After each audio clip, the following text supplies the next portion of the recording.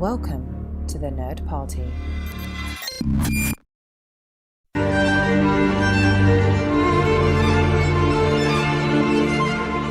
Hello and welcome to the A24 project here in the Nerd Party Network. Every 2 weeks we look at 2 films from the A24 filmography, and in between we try and bring you interviews with the talent involved. In this week's episode, I'm joined by actor Delano Montgomery to discuss his role as Jake in Paul Schrader's First Reformed.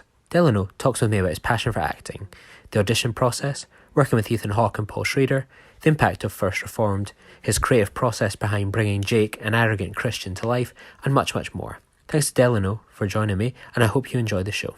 Cynthia, I'm sorry that happened to your father. There's a lot of church people, good Christians, who see a connection between godliness and prosperity. But that's not what Jesus teaches. That's not what Jesus lived. There's no dollar sign in his pulpit. There's no American flag either. I think, Cynthia, what your father is experiencing... Christians shouldn't succeed. That's what he means. Christianity's for losers. Jake. I just get tired of turn the other cheek. Jesus didn't turn the other cheek. Why stand for anything? Take prayer out of the schools. Give money to people too lazy to work for it. Whatever you do, don't offend the Muslims. I mean, no sooner do I mention the poor than this teenager jumps down my throat like I just took a shit on the American flag. Forgive my language. I always like to kick these things off by asking what attracted you to sort of the creative industries for a career? It started pretty young for me. I was actually, before I ever had thought that I wanted to become an actor, I was a bit of a jock. I was fencing really competitively and really training in that. It was kind of a thing that I got into at a young age and was good at it, and it started to just become part of my identity. And then it wasn't until I was a teenager and I was fencing at a national competition. I tore my ACL, and that sort of ended my career, so to speak. But it was also the beginning of my discovery into the arts, and I started taking theater classes at American Conservatory Theater in San Francisco, and then I started performing, doing some plays there, and really my beginning was all in regional theater. And then it was sort of it just all sort of fell into place where everything felt right. It's like, oh wow, this is here. Like this unknown world of theater just was all I wanted to do, and I followed that into college. I went to SUNY Purchase for acting, and sort of now I've found myself here in New York City, and it's all just felt like a very natural path for me. I've never really wanted to do anything else.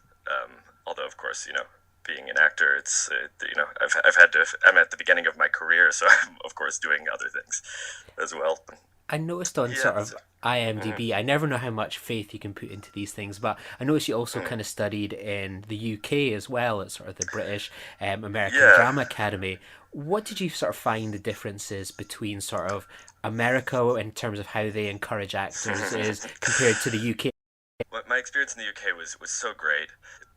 I think a big fundamental thing about it's like the American School of Acting is kind of Strasbergian, like everything is like so felt in this deep way and method and stuff. And when I got to BADA, they were I had teachers that would say like, it's a play, like you have to be having fun, engage with it, play with it. It's get up there and it's really it was a very technical, of course, but I think that there's this element of play that is kind of missing in a lot of the American theater training. And SUNY Purchase was a fantastic school, but I think that there's like a different, definitely just a different perspective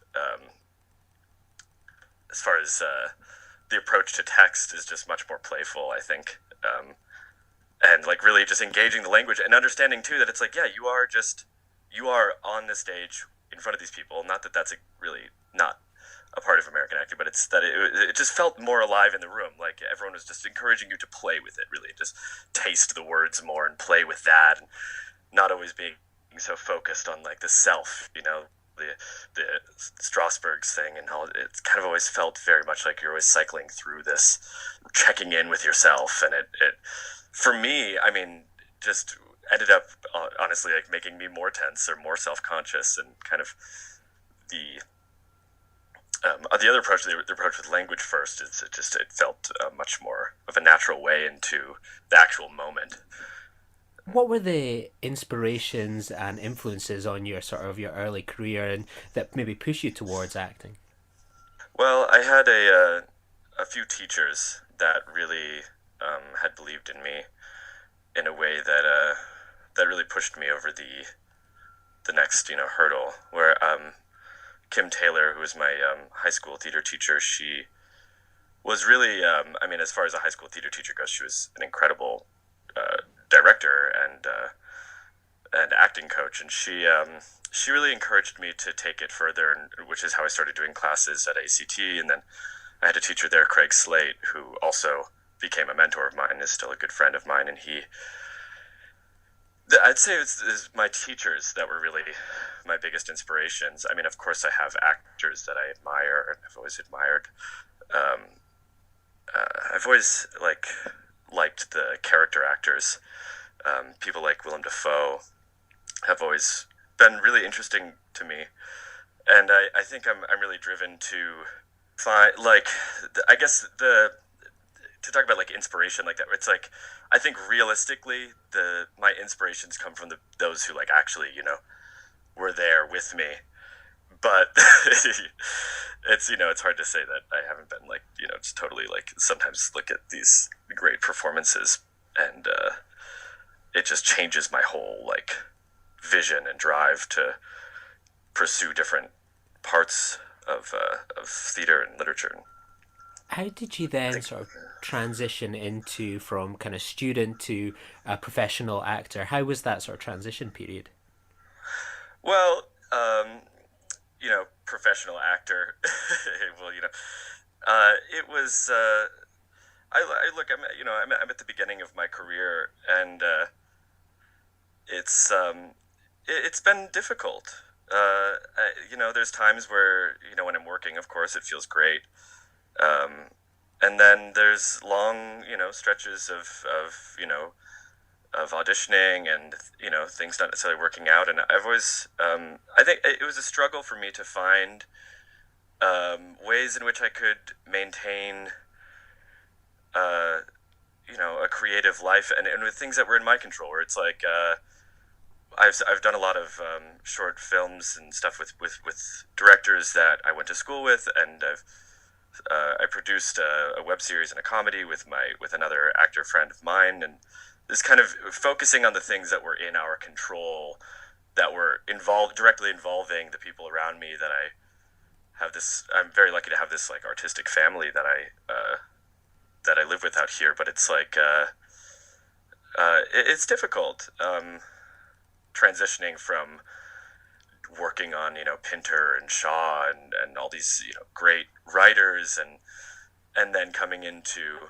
the casting pool in a general sense, and like auditioning for one line on Blue Bloods. It doesn't really feel as good as like theater school in some ways kind of spoiled me on what was out there, and not to say that I will never have the opportunity to work on things like that anymore, but it's I think it's a struggle for a lot of young actors to.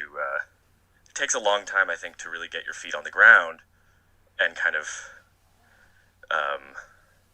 establish who you really are as an artist, and who are the people that really stick with you, and where do you end up? Because I had a totally different perception of what I was going to be doing immediately after school. I had thought that it would be like, well, there's sort of this, you get out, you meet an agent or a manager, and you start going out for things, and of course you're going to do theater, and of course you're going to do this kind of thing, and it's going to be the same as school, and you're going to, not that I really thought that, but it was like I had this kind of, feeling, and then it's like, oh, actually, turns out my casting type is like, oddly enough, like since school I've ended up playing like these very dark characters, like a serial killer on one of those documentary reality shows.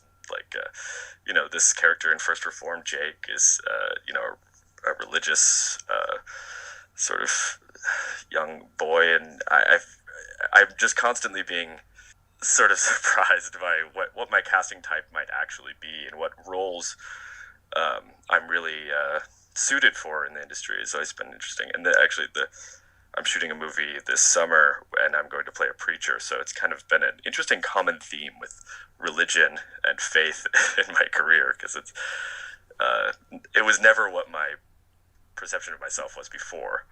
I had always identified as like, well, I mean, I grew up in a non-religious household, really. It was like, so it's interesting to be really diving into this chapter of my career and really researching, like, and thinking about faith in today's climate and culture, where it's a scary time. And I think that's why First Reformed is a really interesting film. But the people that choose to blindly, or well, not blindly, but Jake, the character, is sort of you can tell that he has been somewhat inundated. He's been, taught how to think. I have created that his parents, are sort of his mouthpiece. He's, repeating what he has heard.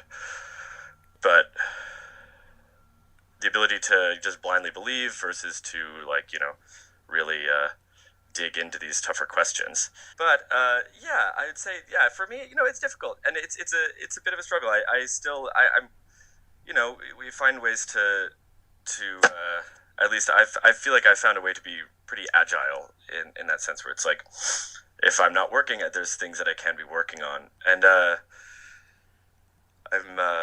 I'm also a musician, so I have a band, and that is a great outlet for me, because it gives me an opportunity to think theatrically in live performance. But it's something that I can pretty much control and decide when it's happening.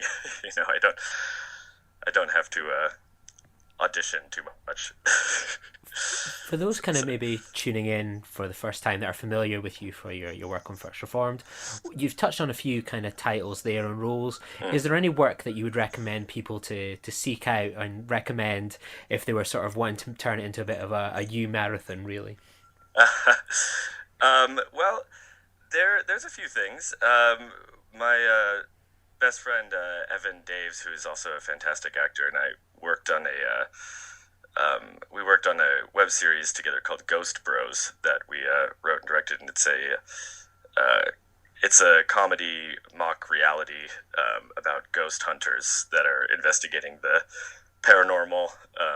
They're sort of clown, they're like this kind of like toxic masculinity, machismo guys who are constantly just putting their foot in their mouths. But then there's there's a twist at the end without giving away too much. But that's something that I'm really proud of, and I hope that it gets some more views out there, so everyone's listening. But we're also we actually interestingly enough just did a film called The Last Time, where we worked with this director Ryan Schnackenberg, and that should be coming out later this year, so stay tuned for that. Listen to I also have a band called D-Light, which is D.Light, and we have an album out on Spotify and iTunes and Apple Music if you want to listen. We'll be sure to put links to those in the show notes. When did you sort of first hear about First Reformed? When did it come to your attention? I had first gotten the audition, and I had so I just have to go back a little bit, because when I was in my senior year of college, they had I had this teacher, Phil Carlson, who was our sort of business of acting teacher, and he was Phil, if you ever hear this, I love you. But he had us do this exercise where we were sort of to map out this fantasy version of our 5 years out of school. It was like, what are you going to do in your first 5 years? And it was mostly, so we'd make this list, and he would tell us, like, wrong, you do this, But he, one of the things that we had to write down, like a list of, people that would be dreams to work with. It's like, what are your dream 5 directors that you'd, love to work on anything with? And Paul Schrader I wrote him down as my number 2. It was like, I wish I could find that list, but I remember he's always been on that list. And so when I got this audition, I mean, it just, the absurdity of it just kind of sank in first. It was like, oh my God, I'm auditioning for a Paul Schrader film in this first 5 years. And this one, it just felt, I could tell that it felt different. When I read the script, I knew that this was just a very important film. And it all started to sink in very quickly that it was like, wow, this is, it's a small role. There's no small roles, but it's like, it's a quick scene, but I think it is. I started to realize that it was very important, and I just fell in love with the script. I read it, I pored over it, and read it multiple times. So going in, I was really actually very nervous. I get nervous before most auditions, if not all, and I think that if I'm not nervous before an audition, something's wrong. It's like, if I'm walking in the room and I don't care, I guess it's like, I shouldn't even, be going out for that. But it just had this different weight to it than other auditions. And, I did the first round of auditions, and then I got a call back, and then that was like, okay, it's exciting, but I've been doing this for a while, and I understand it's like, can never really get your hopes up too soon. But when I got the call from Emily Fleischer at Shopmaker Casting, and she called me and told me that I got the role, I remember that I was walking to the train to go to my bartending job, and I just like broke down crying. Like, it was like, oh my God, I cannot believe that that I'm gonna work with Paul Schrader and Ethan Hawke, and it was like all sort of sinking in, like, whoa, this is, it was the first bit of like, I have it like, this is the first, real feature film that I was going to be in, and it just, it was very overwhelming to know that. But this, I guess, yes, I mean, it first appeared to me as, just an audition that, it was just different. It was just different. It just felt different from the beginning. You touched on it a little bit earlier on, but what did you make of this part of Jake? And with that audition process, how did you sort of get into that mindset? Because I suppose people maybe kind of associate Jake with, that's the sort of things that we've heard kind of post 9/11. Well, it's interesting. It's like Jake, with any role, like, you have to approach it without ego or judgment. Like, you have to be an advocate for them. Otherwise, it reads as false. It starts to, it becomes parasitic, and you won't believe yourself, and no one will believe you, and so it is difficult for me. I mean, I certainly don't share the same, perspective that he does at all. So a lot of it, like, I guess for my thinking with Jake was that I wanted to, first of all, I needed to find a way in that felt, I needed to find like a strong rock that I could anchor myself to, that was Jake. And for me, I think that I found that in this idea of, but just really in creating this backstory that, Paul hadn't, he wrote the dialogue, and I was thinking that Jake was this kid who had, it became a lot about this made up father. So and believing, sort of just, I imagined him as a person who was struggling, as you do at that age, to find his identity and to cling on to these things, and to where do you fit in socially, and how do you fit in And you can tell that Jake is obviously he's the outcast of the group. He's someone who feels separate and feels antagonized and feels small, and he uses his small feeling to he amplifies himself in order to, which I can relate to. I think that I've done that before, and I think that that feeling of puniness is sort of what leads to a lot of this anger and this separation. But it's a difficult. I mean, I think we need to give voices to these people, whether we believe, what their politics are or not. And it's, but it is, it can be a bit of a, it's a battle with like the ego. It's like, well, I don't want people to think that I'm some sort of, racist or like the Trump's America kind of person. It's like, of course, no one, they all know I'm acting. It's like, it's still hard. There's always kind of these thoughts that I think creep in that are like, oh, how am I being perceived? And so for me, it was really all about, just trying to find this, this young man as like, just like, what are these like basic human, rocks I can grab onto? Not that he's like a monster, but it's like, he's obviously troubled. And, I think for me, that's where it started. It's like, where are these things I can really anchor myself to?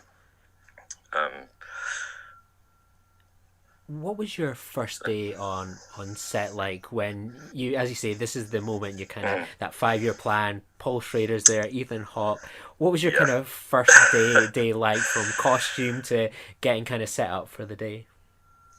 So it was actually it's very funny. Funny now. I'm glad that I can laugh at it. But I woke up, quite early to get to set, and I had just one of the worst, like, the first day that like a really terrible cold hits you, just where like head thumping, body aching, and I was like, oh my god, today of all days, I'm just dreadfully sick. So I woke up. My girlfriend at the time, I was like, oh my god, I don't know, should I be going to like a city MD, or should I be going to set? Like, what should I do? So I called production. I told them what was happening. They said, hey, it's okay. Like, don't worry about it. Go just, come in and,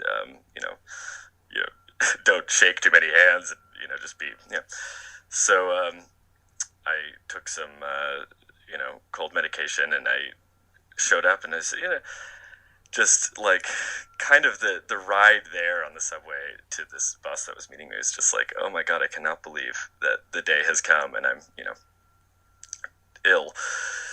So I got to set, and everyone is so great on. You can tell that Paul must work with the same people quite often, because everyone has this like amazing rapport together. Everything is just really, it just was really great, efficient set. And I got into hair and makeup. I started to feel better. They put us in this little room where I was able to do some like stretching out and vocal exercises and getting prepped and starting to drop into a more focused space. And then sure enough, it was actually really interesting. I think it must have been somewhat a mix of adrenaline and maybe this is like a Dayquil, but I just started to feel like better than I've ever felt. It was like, wow, I like all the nightmare that could have been was just like fading away, and then I was there, and it was all quite quick, really. I mean, with the way we shot, it was it was very efficient. I met Ethan, we sat down, we rehearsed the scene, and we started shooting. We started taking the close-ups, and it was I was doing this thing where we were sitting in the circle, and I had been given this water bottle as a prop, like a bottled water, and I figured that Jake would be somewhat destructive with it. So I started peeling the paper off of it as kind of a way into like a physical activity of sorts, just something to kind of ground Jake in this circle. And Paul from across the room. He goes, Delano? And I don't know. I mean, it was like a knee-jerk thing. This has been my whole life. Is it Delano? Is it Delano? And I just go, oh, actually, it's Delano. And I remember just a few people on set just started laughing, like, oh my God, this kid is like, I don't know, correcting Paul Schrader.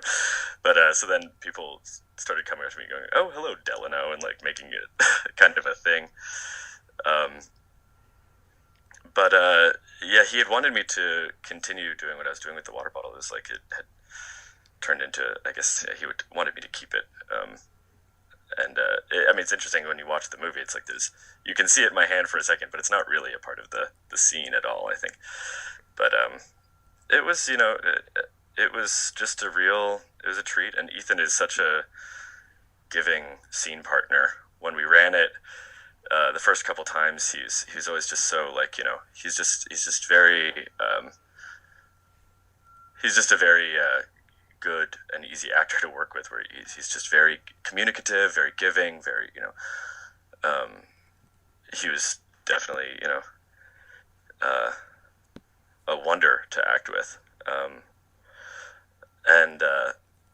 mean, it's funny, the scene, ends right there, and there was a few takes where we just started improvising afterwards, where the scene ends, and Ethan would go, what's your name again? It's Jake. We'd keep going and talk, beyond the script on this subject. It was great. It was great fun that Paul was letting that happen on set as well. That must be amazing to go sort of toe to toe improvising with Ethan Hawke. You must be hoping like, oh, I wish there was some deleted scenes out there somewhere. Why is that not on some iTunes extra? Right. Well, it was funny because after the first time we ran the scene, and I wasn't,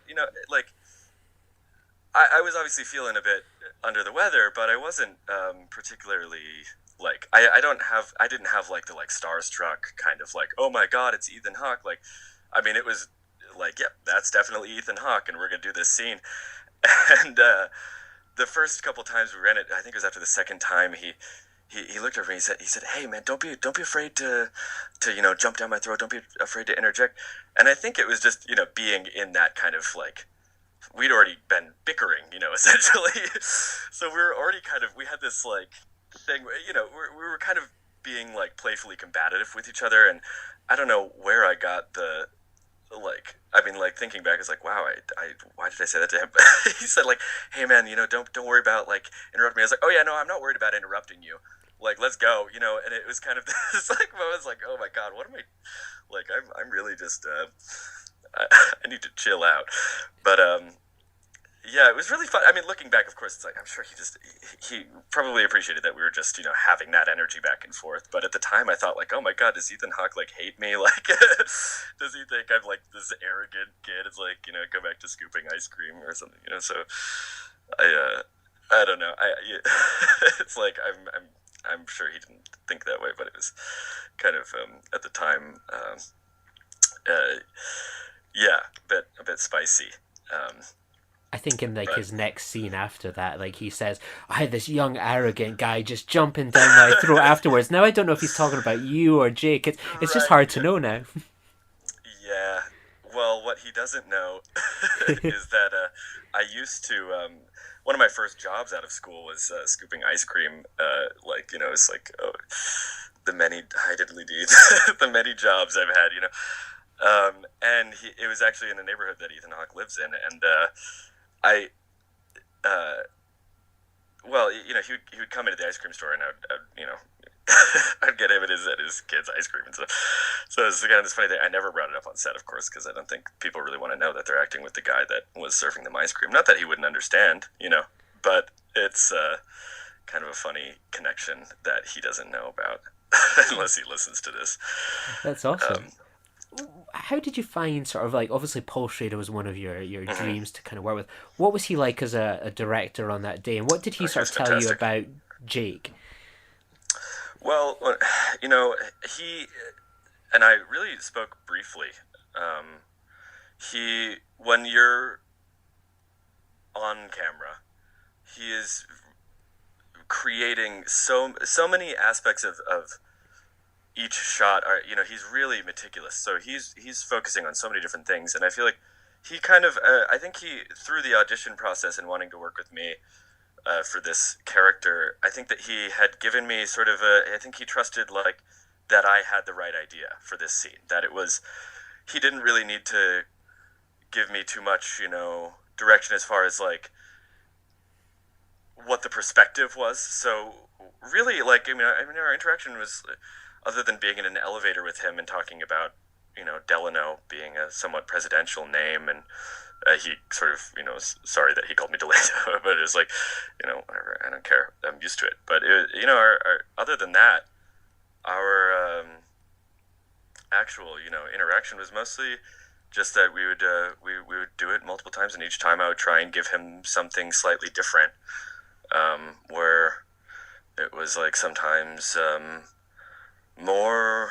disappointed. I think Jake is disappointed. I think he feels let down that these people aren't standing up for this notion that that he thinks that they're like somehow shitting on America. Sorry, excuse my language, but I think even Ethan Hawke says that in the next scene. Like Reverend says, this kid thinks I'm shitting on the American flag, and I think he is disappointed. He feels let down that that we're all somewhat defeatist, or that Toller is not standing up for this, like, this notion that, like, faith and wealth are correlated somehow. And I think that Jake is also representative of a certain demographic that is struggling financially, and I think that he wants to believe that being a good Christian and having faith should equate to some sort of wealth, in the same way that, like, that can be used in a lot of different ways to think about what's happening right now in this country with people of that age. And it's I have so much faith in the youth, in Gen Z and these people that are going to be inheriting this planet, and I'm so terrified of what could potentially happen.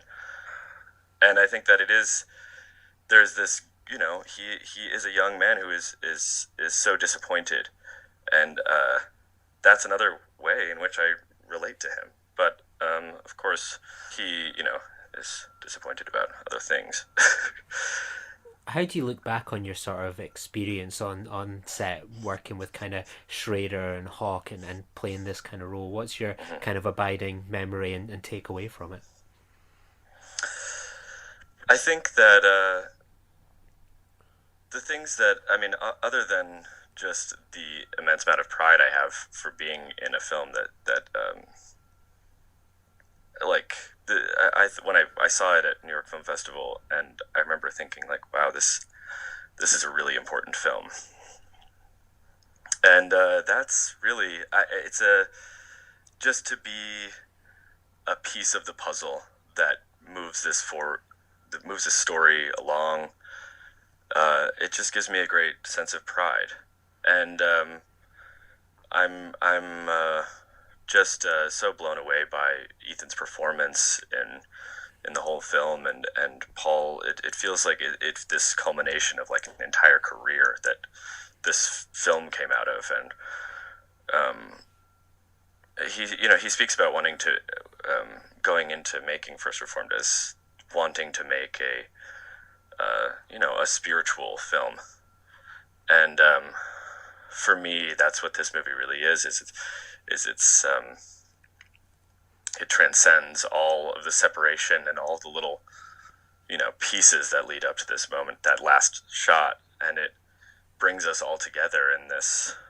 It brings us all together in this embrace, and I think for me, obviously I have these memories of, like, oh my God, I was so ill, and I kind of all the things that of course no one else thinks about or is caring. It's like, have all these little moments of, like, oh God, do I look sick on camera? It's like, none of that matters, because at the end of the day, that film for me, it's something that I'm just very proud to have been a small part in a film that I think is one of the most important movies that's come out in recent history.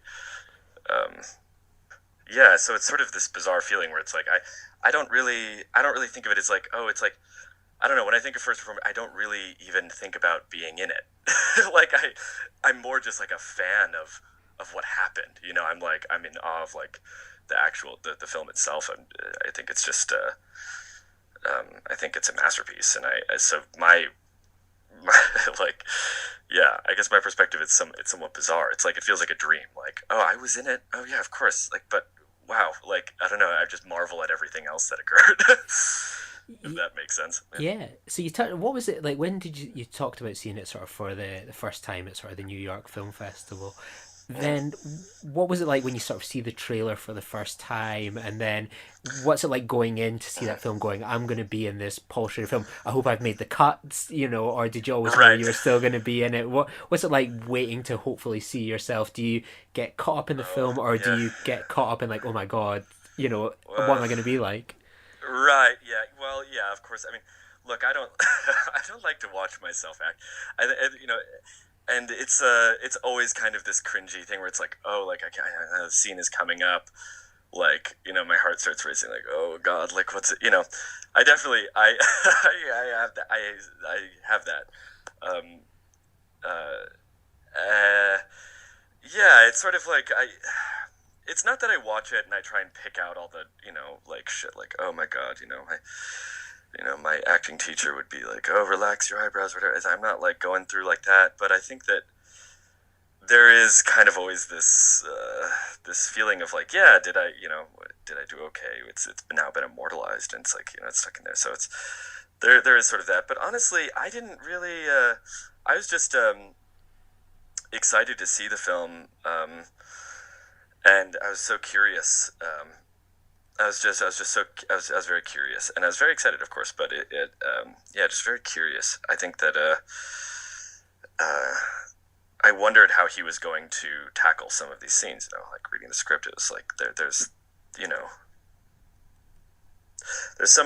there's so many interesting problems to tackle, and I think that it was just like the way that it came alive. It just all like sat in, and yeah, I guess like when you say like when like the trailers came out and stuff, it was like, okay, cool, like here's the trailer for it. I don't know. I guess I just I didn't really have like that much of a like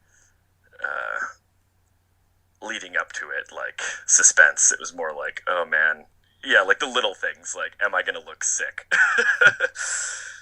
Yeah.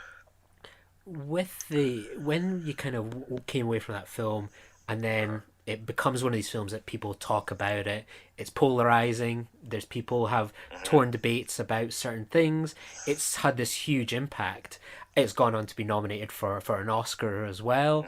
Hmm. What was that kind of like to have been in part of something where people are talking about it? Here we are a few years on from it, still talking about it. Yeah, well, and yeah, I think that it's that's also just it's that's why it is such an effective film. I think it leaves people wondering. He doesn't give you what makes Paul such a brilliant writer is that he doesn't spoon feed you the answers. He's handing you the questions that we need to be asking ourselves and should have been, you know, a lot longer ago. And I think it will continue to be an incredibly relevant film. Part of why it's like so effective is that it's just maybe the most. It's like it's just it is at its core a story about humanity and faith, and when you're he was able to create such a deep just personal story. I think it was a really personal story for him as well, for Paul, and I think that also translate. It was very personal for me, of course, but I think a lot of people feel really personal about this movie. A lot of people that I know that have seen it felt like there was this like looking through this keyhole, and you feel kind of like almost wrong for seeing it. Like you want to. They're putting these characters are putting words to so many of these of our thoughts and our fears, and I think that if you're not greatly affected, either inspired or just destroyed by this movie, then you're not thinking about it enough. And it's I think, yeah, it's a very challenging movie. I think it's really challenging to think about these things. And I'm more like, I totally understand where Philip Ettinger's character is coming from in that scene where they're talking about climate change. And I think that, yeah, it's like there's so many opportunities, there's so many of these arguments in this movie on both sides, and I think that it really gives it's divisive. It makes people feel personally like involved in this fight, because how can you not? And it's an interesting thing. I think that, again, my relationship to the movie is like, I feel like very much like I did my job, and I'm obviously proud to be a part of this number. But it's like, for me, the movie is just so much bigger than like kind of my personal like cool, I'm in it, but it's so much bigger than that. So that's kind of what I've taken from it, years later. I think that for me, it's really just about the questions in that movie. I think that we're all still, and a lot of my friends and I still discuss the movie and like quite often. It's never an easy conversation, but it's something that we really have to be thinking about. So I guess that's sort of where it is for me. It's it's less about me. My thinking about it, I don't want to separate from myself. Like it's not that I'm like trying to like exclude myself, or like I guess I do have like a little bit of like imposter syndrome, where I'm like, oh, do I really deserve to be here? And I think I do. It's just that it's not about me. I think that I'm just very proud to have been a part of a film that is so important. What's kind of things been like for you post First Reformed? If people want to continue the marathon of your work, what's maybe the things that are kind of been coming up since that movie, and how has it maybe impacted on you? Well, it's interesting. It's like me like rediscovering like, what is my casting type. It was playing that character, which is very different from who I am, has sort of has led me to some different avenues. But this summer I'm going to be working with this very talented director, Meredith Johnston, and she's wrote a film called Pink Moon, and I'm going to be playing actually a young preacher in it. So I'm going to continue this journey into the religious world, and playing these. He's sort of he's another antagonist, and I've been doing this past couple of years.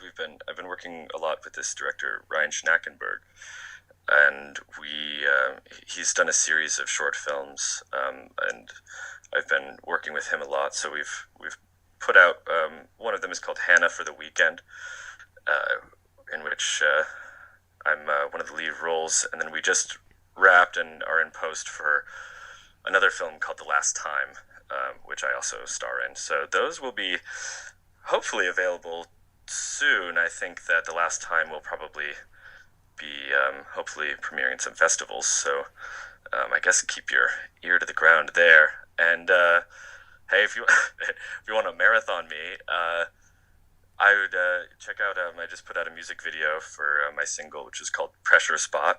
And again, it's my band. It's sort of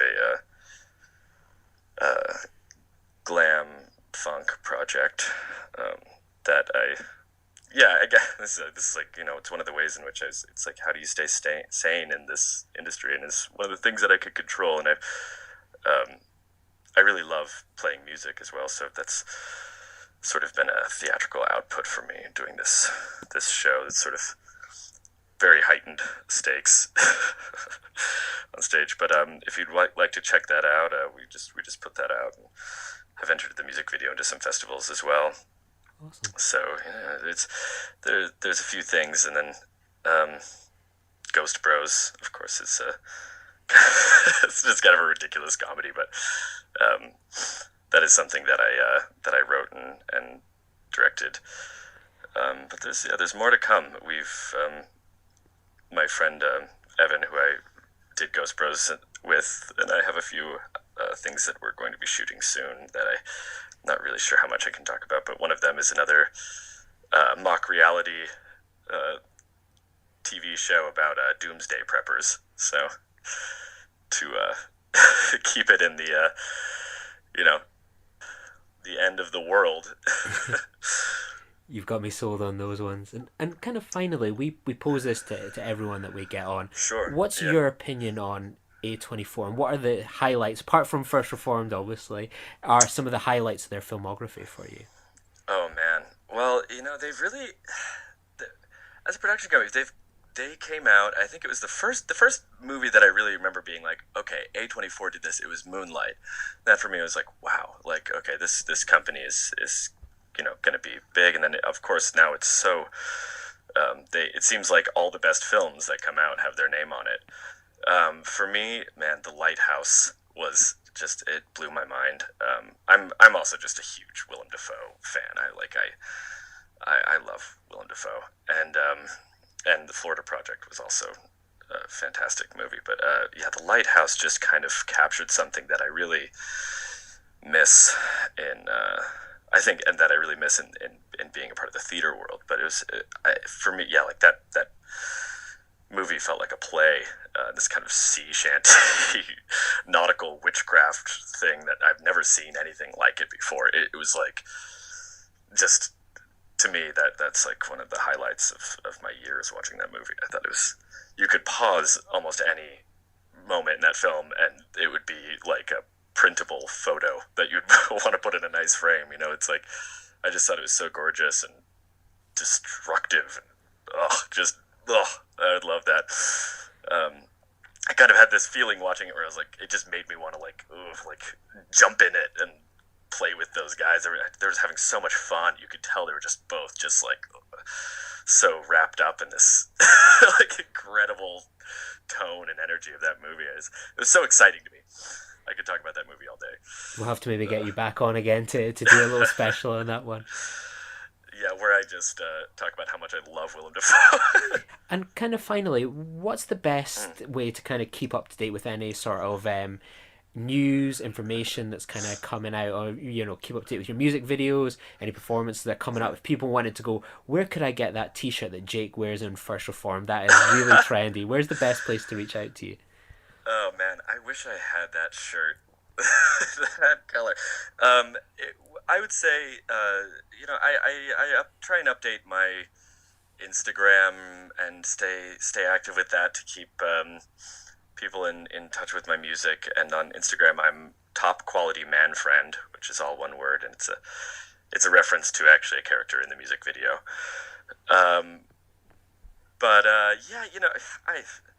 Social media sort of drives me crazy. So, but I would say that's the best place. I do keep it up to date just to inform people when my shows are, and if I put out new things, I post it there. There's also quite a bit of kind of short comedy on there as well.